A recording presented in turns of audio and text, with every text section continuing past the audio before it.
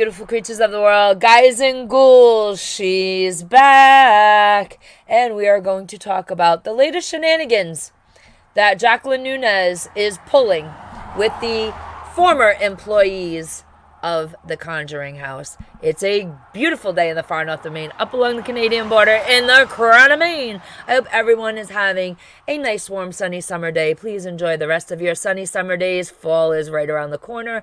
I love fall, spooky season. It's my favorite time of year. I hope everybody's having days filled with fabulosity and good coffee, because everybody needs good, strong coffee to get through their day and to get through this episode.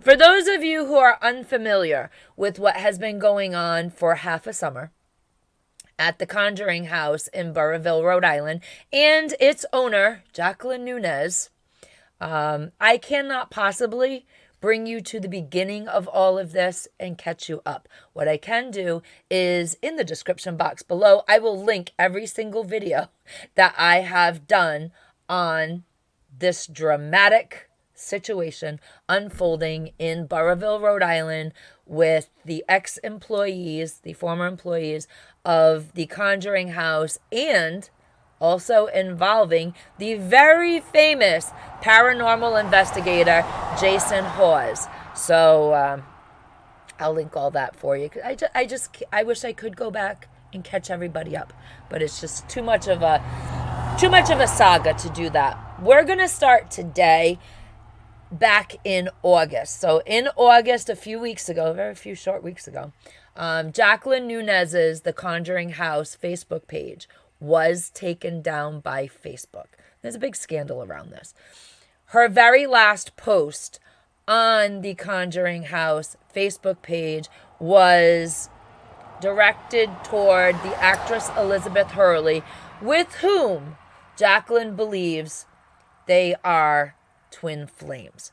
Jacqueline also posted in that ranting, raving, raging post, that her last post on Facebook, that the former employees were meddling and keeping her and Elizabeth Hurley apart, as well as congressmen and governors. And then at the very end of that post, she called for the expiring of congressmen and governors. So Facebook page disappeared after that. She had some wild posts throughout the summer on her Facebook page. Everything from unhinged, incoherent posts about the paranormal world, about her psychic abilities, about her former employees, about the Satanic Church, culminating to this issue with the Elizabeth Hurley post, and then Facebook page disappeared. After that, a few days after that, an Instagram page showed up. And when everybody really looked at this Instagram page very, very carefully, you could see it was all screenshotted from the Facebook page before it went down. And it turns out there was a little bit of investigation done, and it turns out the Instagram page that was up for a few days did not, and I need to stress, it was not Jacqueline Nunez. It was somebody pretending to be Jacqueline Nunez. Now, in that span of 2 or 3 days where the Instagram page was up, it started with 10 posts, and one of the posts focused around a YouTube channel, J. Cart's Arts. And then you look the next day, and in, as we all thought, Jacqueline fashion, 9 posts, and the J. Cart's Arts post was taken down. And it was very similar to what Jacqueline had been doing on her Facebook page. So people absolutely believed it was her. A few days after that, J. Cart's Arts was, I guess, hosting a discussion in the Discord. I don't know what Discord is. It escapes me. I'm an old person. I don't understand the Discord, but it's there and people talk about it all the time. The young folks, the young people running the channel. Listen, you can be 36 years old and you're a young person to me, because I'm old enough to be your mother. So yeah, I mean, the young people, they do YouTube, they stream on Twitch, they, have all these platforms that they work off of, and one of them is the Discord, and I just don't understand it. Well, anyways, Jay Kart's Arts was having his Discord, and somebody entered his Discord claiming to be Jacqueline Nunez. And then, as things got heated up in Jay Kart's Arts Discord, an extra rated photograph was plastered into his Discord. And there are young people, very young people, teenage people, people that shouldn't be seen as tweens, apparently are in the Discord. It's a family-friendly thing, and basically a safe space for kids. It's a paranormal channel, I think, his Discord. He does a lot with the paranormal. I don't like classifying people as to what they do. I'm a variety show. I talk about everything. The paranormal is just a very small piece of my channel. And I only like to talk about it when there's actual news to talk about. So anyways, long story short, with Jay Kart's Arts, there was a few photographs that went around, and it mortified him. And he went on an apology tour. Turns out it was not Jacqueline Nunez. Once again, it was somebody who was impersonating Jacqueline Nunez in his Discord. So it became a sub-drama that I didn't cover. I let the young people have that one. But now Jacqueline Nunez is back. Now, one of the things that was happening on the Google reviews a few weeks ago, Jacqueline started replying to people who were leaving reviews on Google for the Conjuring house and their experience. And they were once again the unhinged rantings and ramblings of Jacqueline Nunez. Telling people, asking people who gave her Conjuring house a good review to please get the message out. And you can go look through all the Google reviews. They're about the 2-week mark. She started putting, answering people's reviews. And it was very unhinged. And you can go do your own research and look over there for what was all that nonsense that was going on. Again, it was another sub-drama happening. I didn't think it was a big deal at that point. And then the big deal hit yesterday. Yesterday, Jacqueline Nunez decided she was going to continue her nasty ways against Satori and Cody, Brian Dansereau, and Corey Heinzen, and continue to threaten and harass them. She figured out a way. Ladies and gentlemen, beautiful creatures of the world, Jacqueline Nunez, she's been taken over by spirits. Absolutely. The liquid spirits, if you know what I mean. You see, on one of my videos that I did, Jason Hawes made a comment, and he did allude to the fact that Jacqueline has a probable alcohol and substance abuse problem, and they've been keeping it quiet for a long time. And so yeah, she's possessed by something, and it's substances. And she has figured out a way now to comprehensively harass and threaten everyone that has no contact orders on her. She just doesn't care. She gets in these moods where she throws caution to the wind. She is showing classic signs of a stalker. If you've never had a stalker, be very grateful. If you have had the experience of someone stalking you, it is absolutely terrifying, and you just don't ever really feel safe. And that is what the former employees of the Conjuring house are experiencing right now. One of the things a stalker will do is they'll gaslight the hell out of you. They're very narcissistic people. They think that they should be the object of all your attention. And they harass you in various ways. They abuse you mentally and emotionally. They try to keep you attached to them. And Jacqueline Nunez has done this with her former employees by the fact that she owes them money, which keeps a line of communication open between Jacqueline, the stalker, and the people that she is harassing. And stalkers, people that do this stay just the right side of the law. Sometimes when you get a no contact order or an order of protection, sometimes they adhere to it and sometimes they do not. Stalkers will come and go from your life. They will go away for a little while and you will start to think all is right with your world.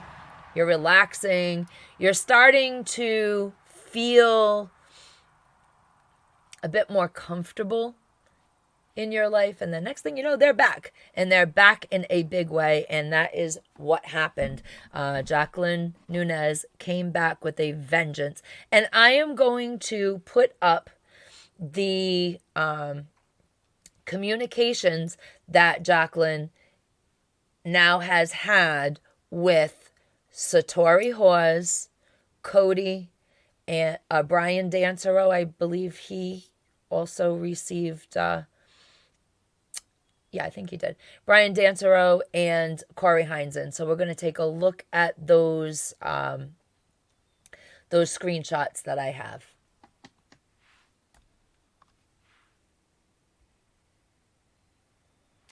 There you go. Now we're going to read them because I know sometimes they go quite quickly by the screen. I still haven't figured that out. So what has happened is Brian Dancero has a protection order on him, on Jacqueline, to not contact him. And, Jacqueline's back up to her bullshit once again. So Satori Hawes writes on Facebook, just so everyone is aware, Jacqueline, the owner of the Conjuring house, is still very much harassing her former staff, even after her Facebook page was taken down for threats of violence against us and others. She has sent us multiple small payments through PayPal, leaving horrible notes for us to read. I'm done staying quiet and ignoring this. She has harassed my family and has said horrific, violent, and threatening things to me and those I love. I believe she needs help. That is my opinion. I do not believe she has gotten any of the help she actually needs. Trust me, we have tried. I do not believe this is paranormal at all. This is becoming extremely scary for people like us former staff and anyone she is within contact or reach of. I get it. It might have been fun to watch her talk about it online, but we are actually living it. As I said, if you've never had a stalker before in your life, be very, very grateful. It turned your entire world upside down. And unfortunately,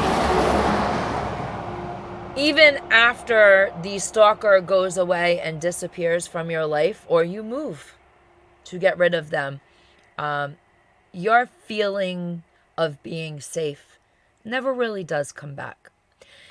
Satori continues, also, if she somehow reads this, I just want to say you still owe Cody and I $7,385 you promised us for the loss of contents in the barn. You're still saying you never agreed to that. We have you saying you would get us our money on audio recording because we started to see the red flags just in time. Along with us talking about how detrimental the fire was to us and the money we saved up from our museum, and you agreeing and understanding that. Sad to look back and realize it was all lies, and to see you are still lying. I beg people to look at these PayPal screenshots. I left notes as to who received what at the top of the images. Please be aware that this is still happening. And when you go to the PayPal screenshots, you will see that Satori was sent a PayPal from Balefire LLC, which happens to be the company that Jacqueline owns that has the Conjuring House business under it. She sent Satori 3 cents just so that she could say this. Quote, "You have blood on your hands, don't you?" Then there was a $5 deposit to Satori's PayPal so that, this is all September 11th, so that Jacqueline could write another message. F you, the real word. You have failed your life's mission. Now, when you have somebody stalking you and they talk about your life or your future, it is very, very scary when they talk about your life or your future in negative terms. There was also a 1 cent deposit from Balefire LLC with a note on it, "You have blood on your hands, don't you?" Also on September 11th. Sent to Cody, there was a $5 PayPal sent to Cody, who is Satori Hoa's fiance, sent by Balefire LLC. "F you, you are going to prison, I hope." That was a message attached to the money. Sent to Corey Heinzen from Balefire LLC, $5, just so she could say to Corey, "F you, you are most definitely in deep shit." And these were all sent on September 11th, 2024 to the people that have no contact orders on her. Jacqueline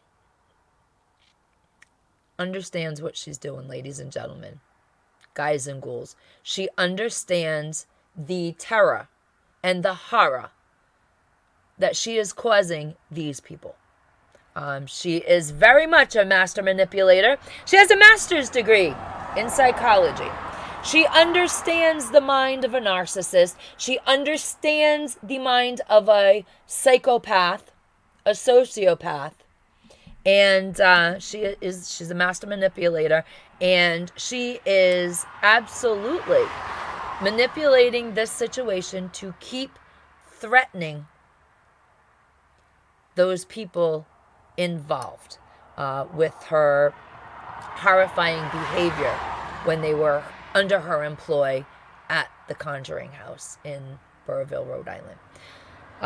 Ladies and gentlemen, beautiful creatures of the world, we will be following the real news for the Conjuring House drama. I'm not getting involved in the sub-dramas. I know I've been contacted by a few people that actually subscribed to my page while I was doing all of the Conjuring House drama videos, and I'm a variety show, and I only really want the real news, the good news, the good news. There's no good news sometimes. I really just want the important stories, the stories that matter, and I am not going to get involved in all the sub-drama. We began with this story, and as it unfolds, we will continue with it. But all the sub-dramas on the subject, I know I'm talking to a lot of people that did subscribe to my channel because I was covering the Conjuring House drama and the Jacqueline Nunez psychopathic idiocy. And when news happens, we'll let you know. Otherwise, I don't chase stories like that. I don't chase the just to keep it going, you know. So, ladies and gentlemen, beautiful creatures of the world, know that Jacqueline Nunez, with a master's degree in psychology, is absolutely using her knowledge to traumatize, to terrify, to horrify, to manipulate, and to destroy people's lives and their sense of safety. Ladies and gentlemen, beautiful creatures of the world, be the kindness that you would like to see in the world. Do not be Jacqueline Nunez, owner of the Conjuring House. Carpe diem. Live your life. Seize your day. Because no one promised you a tomorrow.